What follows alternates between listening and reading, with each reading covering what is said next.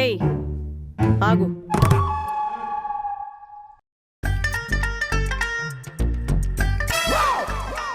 ఏంటి ఈ వాలకం? అంటే అత్తయ్య పార్టీకి వెళ్తున్నాను. పార్టీకి వెళ్తే మాత్రం పద్ధతిగా వేసుకోవద్దా? అత్తయ్య పద్ధతిగా వెళ్ళడానికి ఇది పేరెంటం కాదు, పార్టీ. యశ్వర్, ఆయన ఎందుకు అత్తయ్య? నేను ఒకదానే వెళ్తాను.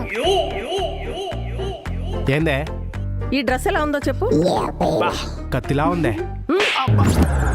ఇప్పుడు ఎలా ఉందో చెప్పు. సిగ్గుగా లేదు పెళ్ళానికి ఇలాంటి బట్టలు వేసుకోమని చెప్పడానికి? అసలు ఈ బట్టలతో బయటికి వెళ్తే మన పరివేం కావాలి? మార్పించు బో, మార్పించు. ఏంటమ్మా ఓసే, మా అమ్మతో నన్ను కొట్టించడానికే కదా నువ్వు ఈ బట్టలు వేసుకుంది? అయ్యో లేదండి, పార్టీ అని చెప్పా కదా.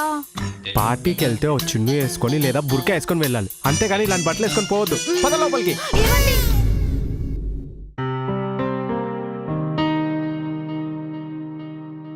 అమ్మా.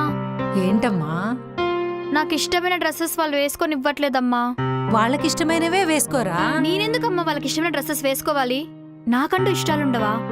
పెళ్ళయ్యాక అమ్మాయి ఇష్టాలు ఇంటిని బట్టి ఇంట్లో వాళ్ళని బట్టి మారాలమ్మా. అయినా ఇక్కడ లేని రూల్స్ అక్కడేంటమ్మా? అయినా ఆ ఇల్లు నాకు నచ్చట్లేదమ్మా. మన ఇల్లులాగా ఎందుకమ్మా ఇల్లు లేదు? ఏ అమ్మాయికైనా పుట్టినిల్లు ఉన్నట్టు అత్తారిల్లు ఉండదురా, సర్దుకుపోవాలి. నేనెందుకమ్మా సర్దుకుపోవాలి? అయినా సర్దుకుపోవడానికే నాకు పెళ్లి చేసింది. అయినా ఇబ్బందులుంటే సర్దుకుపోవచ్చు, సర్దుకుపోవడమే ఇబ్బందిగా ఉందమ్మా. నా వల్ల కాదమ్మా. చూడ్రా, ఒకసారి పెళ్ళయి అత్తారింటికి వెళ్ళాక అమ్మాయికి అత్తామామలే అమ్మా నాన్నలరా. వాళ్ళ కష్టాలే నీ కష్టాలు, వాళ్ళ ఆనందాలే నీ ఆనందాలు, వాళ్ళ బాధలే నీ బాధలు. అదే చెప్పి మా అమ్మ నన్ను అత్తారింటికి పంపించింది. నీకు కూడా నేను అదే చెప్పి పంపించానురా. పాటిస్తావో పక్కన పెడతావో అంతా నీ ఇష్టం. అమ్మ ఏంటి అమ్మ కూడా ఇలా మాట్లాడుతుంది? తనే అర్థం చేసుకోకపోతే ఎలా? అప్పటికీ అందరూ అంటూ ఉన్నారు పెళ్లి చేసుకోకని. ఇప్పుడు చూడ బతికేలా అయిందా? ఏంట్రా నువ్వు పని చేస్తున్నావు? మీ ఆవిడెక్కడా? అంటే నిన్న అది బాగా బట్టలు ఉతికి టైర్డ్ అయిపోయింది, ఇంకా లేవలేదు. ఎంత ఉతికితే మాత్రం ఇంతసేపు పడుకుంటుందా? ఉండు నేను లేపుతా. అమ్మా వద్దులేవే, బాగా అలసిపోయి ఉంటుంది కదా, కాసేపు పడుకోనీలే. నువ్వు ఇంత చనువు ఇవ్వడం వల్లే అది అలా తయారైంది.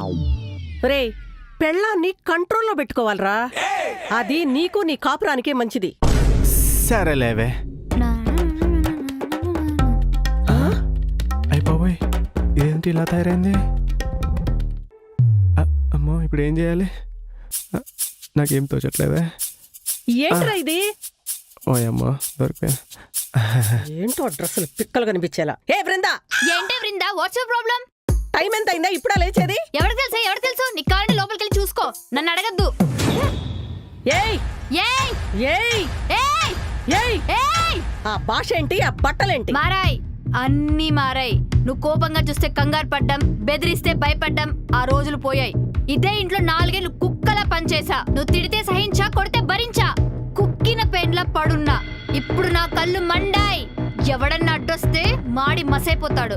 రాత్రే నీ కొడుకు మాడి మసైపోయాడు.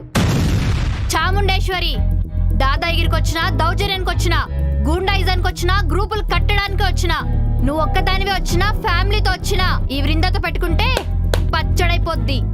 బృందా, అమ్మతో అట్లనేనా మాట్లాడేది? నువ్వెవడ్రా మధ్యలో? అనవసరంగా వచ్చాను మధ్యలో. నా ముందే నా కొడుకును కొడతావా? అవసరమైతే నిన్ను కూడా కొడతా. నన్ను కొడతావా? కొడతా. కొట్టు. కొడతా. కొట్టు. కొడతా.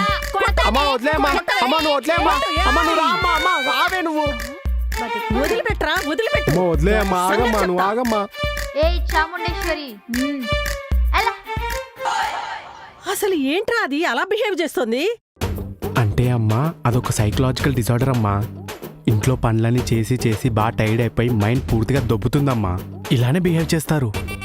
ఇలాంటి వాళ్ళని వాళ్ళని వదిలేసామనుకో, వాళ్ళే సెట్ అయిపోతారు. లేదంటే